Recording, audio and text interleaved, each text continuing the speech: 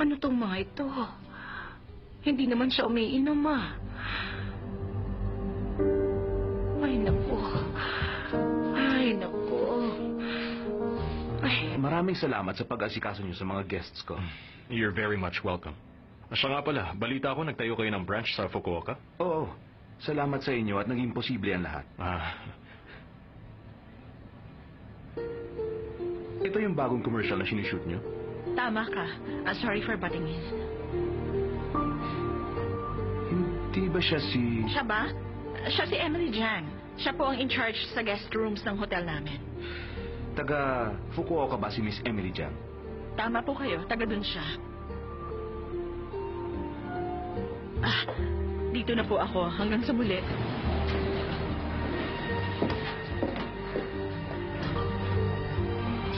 Bakit, sir?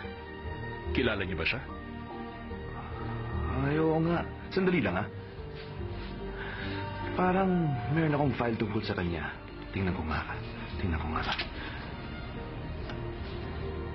Eto nga yun. Tingnan mo. Di ba kamukha niya?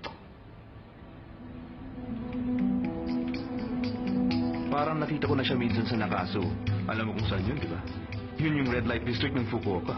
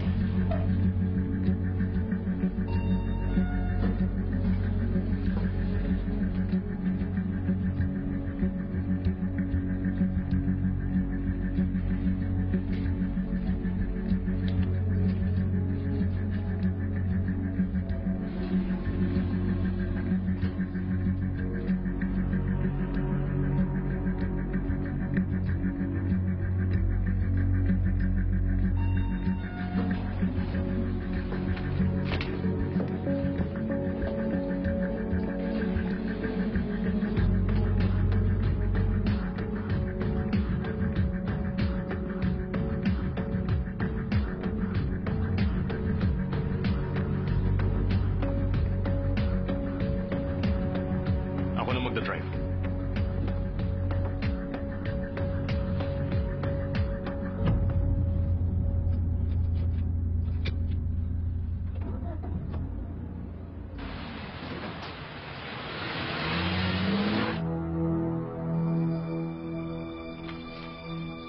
Ano?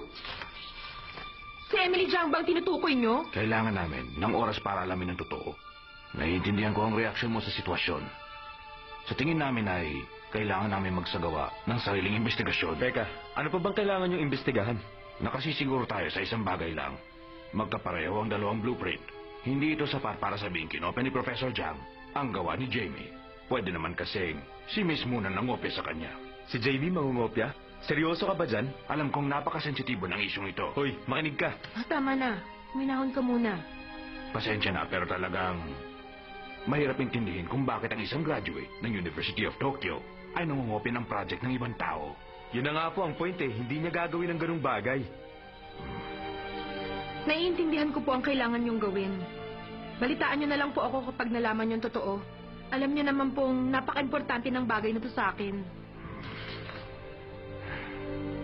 Sige, babalitaan kita.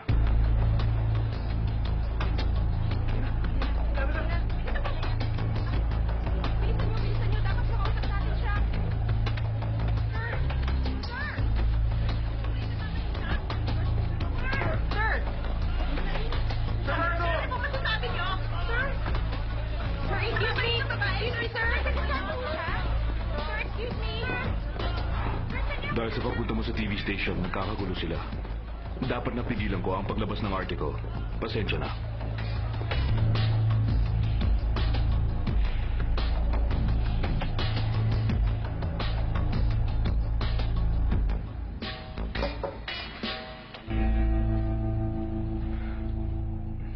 Pinatawag niyo ako?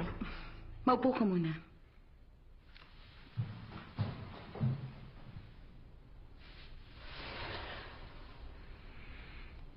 Hindi ka nagkakamali ng ganito? Pasensya na po sa abala. Hindi na mauulit. Dapat mas maingat ka. Alam ko nagde-date kayo, pero hanggang dun pa lang naman. Hindi yata maiiwasan ng ganitong bagay. Basta tandaan mo lang na kahit na pinakilala mo na siya sa amin, nothing is official. Alam kong mahal mo ang babaeng yan. At mukhang gusto din siya ng papa mo. Pero wag kang gumawa ng ganitong ingay. Isipin mo ang kumpanya. Pero tungkol to sa personal life ko. Hindi mo yan mahihiwalay sa negosyo.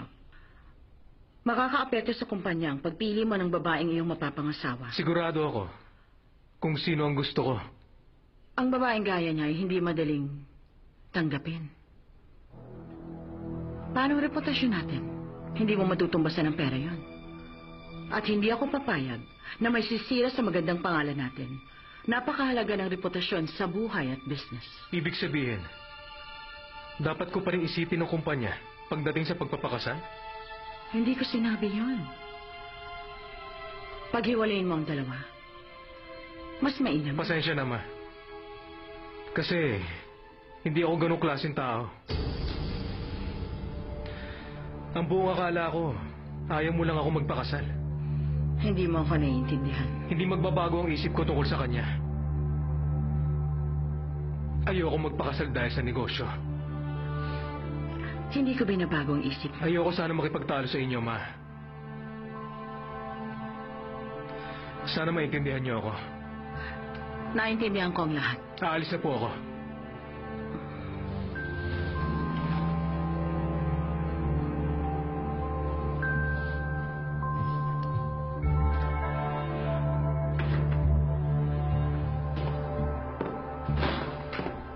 Ano po yun, sir? Gusto kong malaman ang pinagkakaabalahan ni Director Han. Eh kung malaman ng Vice President. Dapat hindi malaman ng mama ko. Okay, akong bahala.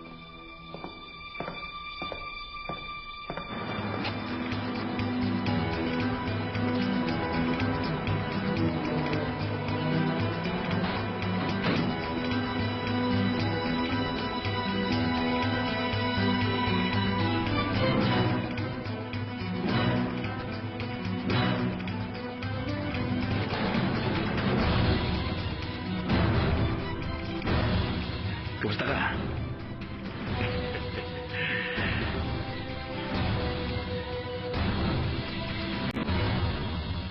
Sa anong edad ka naging ulilang lupos? 9 years old po. 9 years old siya nung mawala ang kanyang mama.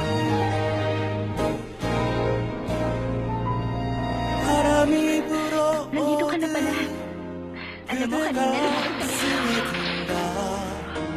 천천히 아주 Bakit ginawa mo yan, 천천히 내게 매일 똑같던 Hindi ka pa nakonsento sa diploma ko? 도망치 Kaya pati blueprints ko? 그대라면 At papatingin 같이 sila rito. 한다면 Press conference